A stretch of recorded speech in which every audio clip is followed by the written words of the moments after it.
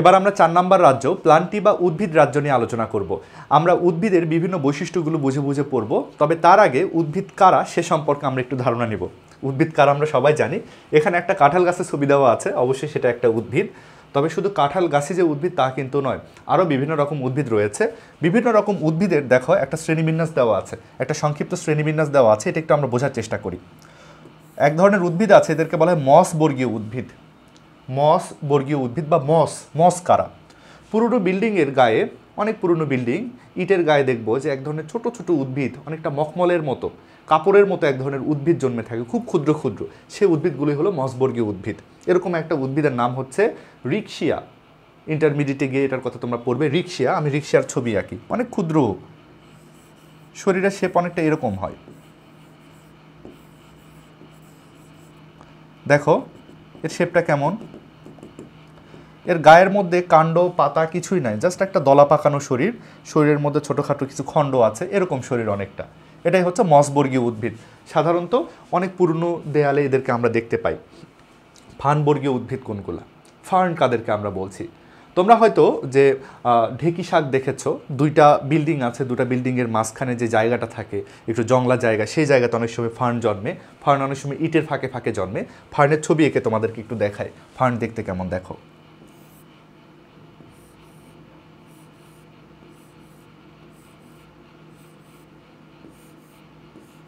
দেখো এটা একটা ফার্নের ছবি। এখানে আরেকটা ফার্নের আমি কাণ্ড দেখাই তোমাদের।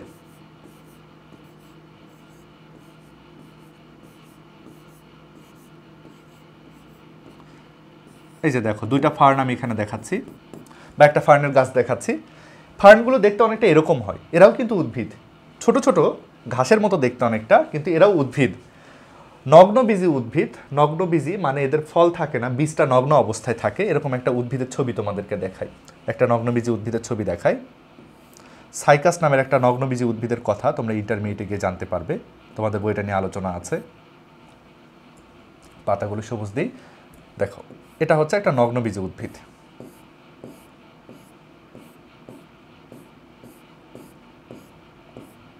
এটা হচ্ছে একটা নগ্নবীজি উদ্ভিদ।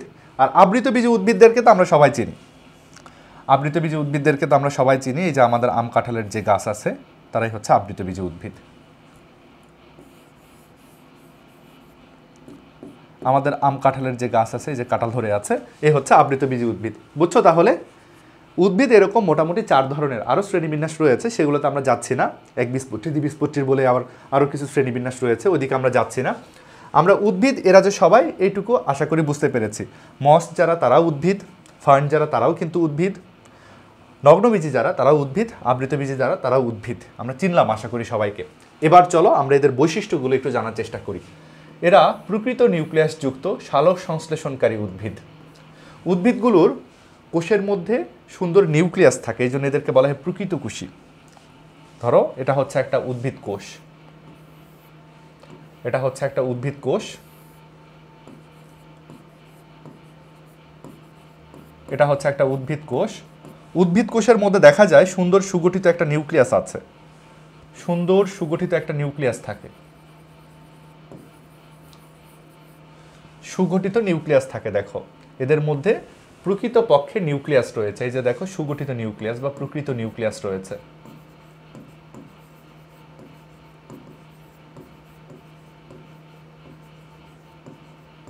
এদেরকে বলা হচ্ছে সালোক সংশ্লেষণকারী, মানে খাবার তৈরি করতে পারে। এরা আলো ব্যবহার করে সালোক সংশ্লেষণ করতে পারে, আর এর জন্য কিন্তু এদের ক্লোরোপ্লাস্টের প্রয়োজন হবে। এই যে দেখো এখানে এদের ক্লোরোপ্লাস্ট রয়েছে, ক্লোরোপ্লাস্ট রয়েছে।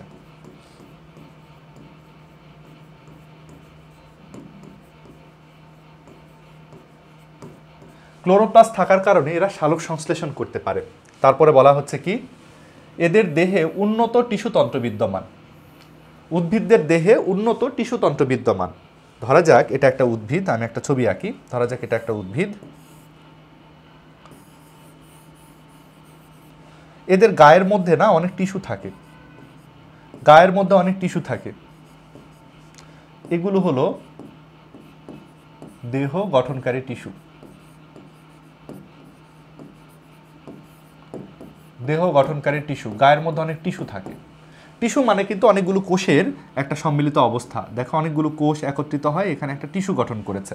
ত্বকের দিকে যে টিস্যুটা থাকে তার নাম হয় সাধারণত প্যারেনকাইমা। আবার শরীরের ভেতরে এক ধরনের টিস্যু থাকে, শরীরের ভেতরে এক ধরনের টিস্যু থাকে, ধরা যাক যে এরকম কিছু টিস্যু আছে।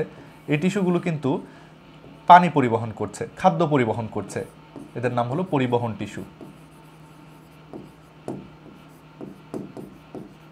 আমাদের গায়ে যেমন রক্তনালী আছে, গাছের গায়ে এরকম পরিবহন টিস্যু আছে। এই পরিবহন টিস্যুর ভেতর দিয়ে তার শরীরে খাদ্য পানি এগুলো পরিবাহিত হয়। তাহলে এরকম শরীরের মধ্যে বিভিন্ন রকম টিস্যু আছে। তারপরে বৈশিষ্ট্য দেখো, এদের ভ্রূণ তৈরি হয় এবং তা থেকে ডিপ্লয়েড পর্যায় শুরু হয়। এই কথাটার মানে কি? এদের ভ্রূণ তৈরি হয় এবং এখান থেকে এদের ডিপ্লয়েড পর্যায় শুরু হয়।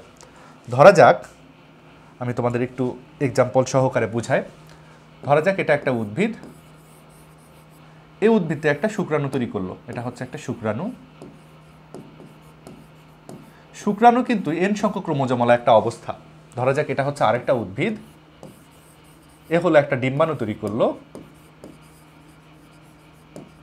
ডিম্বাণু কিন্তু এন সংখ্যক ক্রোমোজোমওয়ালা একটা অবস্থা। এখন এই শুক্রাণু আর এই ডিম্বাণু একে অপরের সঙ্গে মিলিত হয়, তৈরি হয় জাইগোট। জাইগোট কিন্তু 2n সংখ্যক ক্রোমোজোমওয়ালা একটা অবস্থা। দেখো n সংখ্যক ক্রোমোজোমওয়ালা শুক্রাণু আর n সংখ্যক ক্রোমোজোমওয়ালা ডিম্বাণু যুক্ত হলে যেহেতু, তাই 2n সংখ্যক ক্রোমোজোমওয়ালা একটা দশা তৈরি হলো। এই জাইগোটই কিন্তু ভ্রূণের প্রথম কোষ। এই জাইগোটই কিন্তু ভ্রূণ, এই জাইগোটই কিন্তু ভ্রূণের প্রথম কোষ। এবার লক্ষ্য করো কি বলা হচ্ছে এখানে, এদের ভ্রূণ সৃষ্টি হয় এবং তা থেকে ডিপ্লয়েড পর্যায় শুরু হয়। এই যে ভ্রূণ তৈরি হলো, ভ্রূণটাই তো ডিপ্লয়েড পর্যায়। তার আগে ছিল শুক্রাণু ডিম্বাণু, সেগুলো তো ছিল হ্যাপ্লয়েড পর্যায়। কিন্তু এই যে গাছ যেটা, গাছও কিন্তু আবার 2n। উদ্ভিদটাও 2n দশায় ছিল, শুক্রাণু ডিম্বাণু ছিল n, জাইগোট গঠন হলো, ভ্রূণ গঠন হলো, তখন কিন্তু আবার 2n দশা ফিরে চলে আসলো। তারপর বলা হচ্ছে এরা বেশিরভাগ ক্ষেত্রে স্থলজ।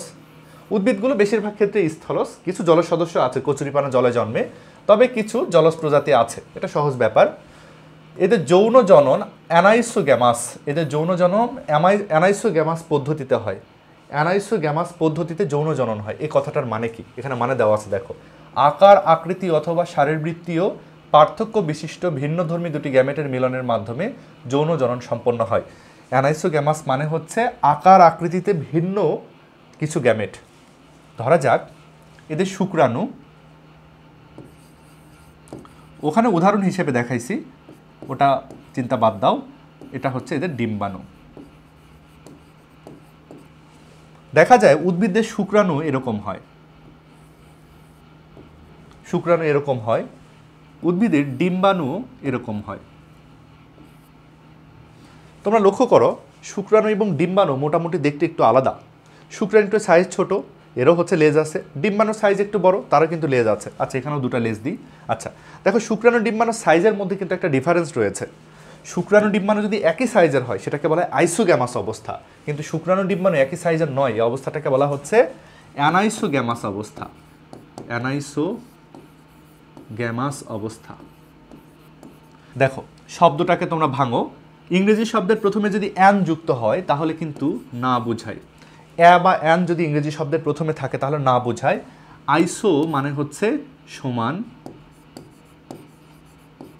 গ্যামাস মানে হচ্ছে গ্যামেট। তাহলে কি অর্থ দাঁড়াচ্ছে? গ্যামেটগুলো সমান নয়, গ্যামেটগুলো অসমান। দুটা গ্যামেট শুক্রাণু আর ডিম্বাণু দেখতে একটু অসমান, এই ব্যাপারটাকে কিন্তু বলা হচ্ছে অ্যানাইসোগ্যামাস অবস্থা। তারপরে বলা হচ্ছে এরা আর্কিগোনিয়েট, অর্থাৎ আর্কিগোনিয়াম বা স্ত্রীজনন অঙ্গ বিশিষ্ট উদ্ভিদ। অর্থাৎ উদ্ভিদগুলোর মধ্যে আর্কিগোনিয়া থাকে। আর্কিগোনিয়া মানে একটা থলি, যে থলির মধ্যে আসলে তাদের হচ্ছে বাচ্চাটা তৈরি হয়, তাদের হচ্ছে যে ভ্রূণ সেটা গঠিত হয়। আর্কিগোনিয়া নামে থলির মধ্যেই ভ্রূণটা গঠিত হয়। তবে এটা পুরোপুরি সঠিকও না, সবার মধ্যে যে আর্কিগোনিয়াম থাকে তা কিন্তু নয়। তোমরা মনে রাখবে মসবর্গীয় উদ্ভিদ, ফার্নবর্গীয় উদ্ভিদ এবং নগ্নবীজী উদ্ভিদ, এই তিনজনের মধ্যে আর্কিগোনিয়াম থাকে। এর মধ্যে আর্কিগোনিয়াম থাকে, এর মধ্যে আর্কিগোনিয়াম থাকে, এর মধ্যে আর্কিগোনিয়াম থাকে। নগ্নবীজী পর্যন্ত আর্কিগোনিয়াম থাকে, কিন্তু আমাদের সবচেয়ে পরিচিত যে উদ্ভিদগুলো, আম কাঁঠালের গাছ, এদের মধ্যে কিন্তু আর্কিগোনিয়াম নাই, বরং ভ্রূণথলি রয়েছে। এদের ভ্রূণটা গঠিত হয় ভ্রূণথলিতে, এদের রয়েছে ভ্রূণথলি। তাহলে এভাবে আমরা মনে রাখবো, এই তিনজনের মধ্যে আর্কিগোনিয়াম আছে, লাস্টেরটার মধ্যে রয়েছে ভ্রূণথলি। তারপর বলা হচ্ছে এরা সপুষ্পক। এই কথাটাও পুরোপুরি সঠিক নয়, কারণ উদ্ভিদগুলোর মধ্যে সবার মধ্যে ফুল তৈরি হয় না, সবাই কিন্তু সপুষ্পক নয়। সপুষ্পক মানে ফুল তৈরিকারী। মসের কোনো ফুল নাই, ফার্নেরও মধ্যে কোনো ফুল নাই, নগ্নবীজিদের মধ্যেও প্রকৃত ফুল নাই, প্রকৃত ফুল শুধু পাওয়া যায় আবৃত বীজদের মধ্যে, এরাই শুধু সপুষ্পক, এরাই শুধুমাত্র সপুষ্পক।